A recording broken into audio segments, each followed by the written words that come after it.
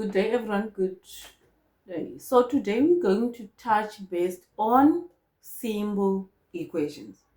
Okay, the reason why I said these are simple equations because actually we didn't include the exponentials as yet. So this is what we call equation. It falls under the groups of algebra.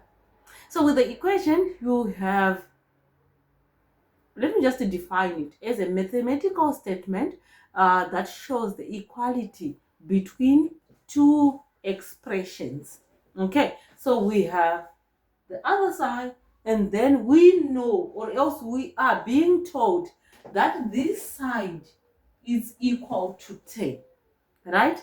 So what it means is, to solve an equation, we need to find the value of x. Okay, not that x you think of. So the value of x, how do we determine the value of x? Of course, we need to find the missing figure. I think from the video that we did yesterday, in the previous recording that I did, you will see that I have this point as a box, like, oh, let's find a missing value. Right, what did we learn? We said if we are looking for a missing value, let's group the like terms together. Right, we have donkeys and cats, right, in the same house, or else whatever you call that place where you keep them. Right, we need to separate them in their own houses. So in short, we need to group the like terms together. This is a number 17 and this is a number 10. So we need to bring these together. What did we say? If a value, or else a number, crosses the equal sign, the sign it carries changes. And then we have a rule where we said what you do to the left, you also do the same to the right.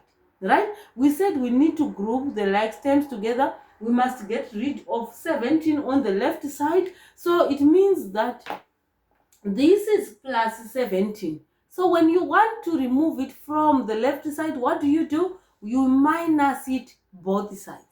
So in short, we're going to move on by saying 17 minus 17, right?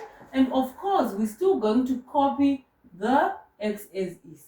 Remember, we said what you did to the left, do the same to the right. So it means on the right side, we must also minus 17. Therefore, it means 17 minus 17, these two cancels each other because it gives us 0. Then we only have value of x on the left side. 10 minus 17 is going to give us minus 7. So our value of x is minus 7. You can also prove this in order for you to determine whether is this right.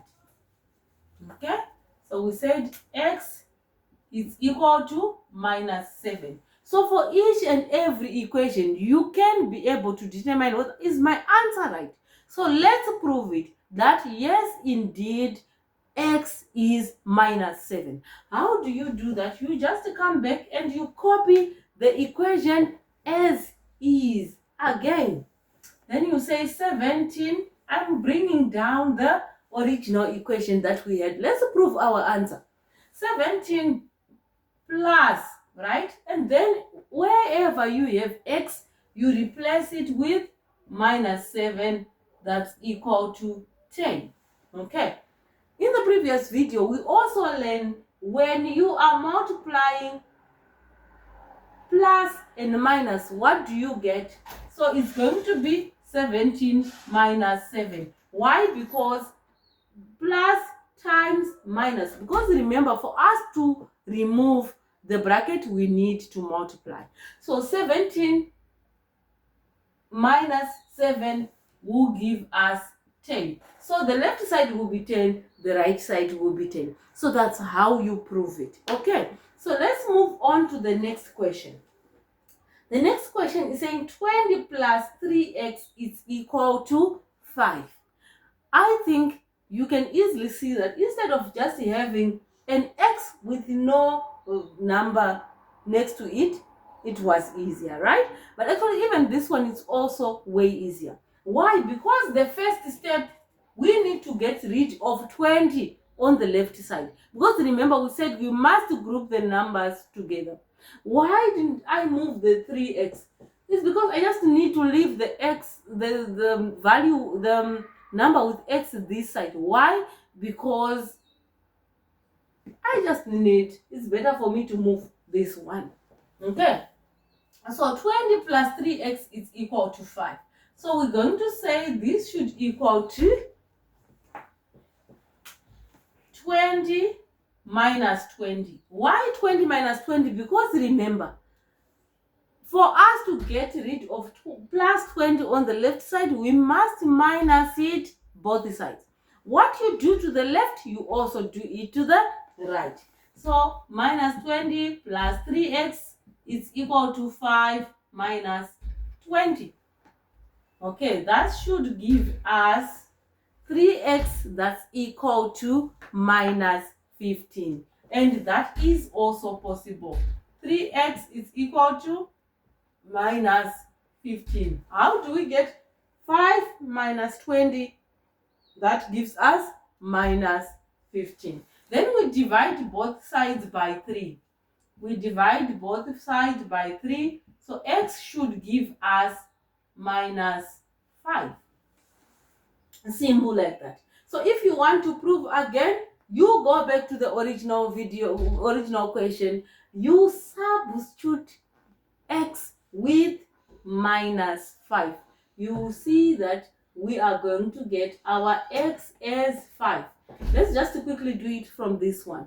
When we say 3 times minus 5, because we're going to open the bracket and replace x with minus 5. So it's going to read as plus 3 multiplied by minus 5. It will give us minus 15. Remember the mathematical rule, minus and plus will give us minus.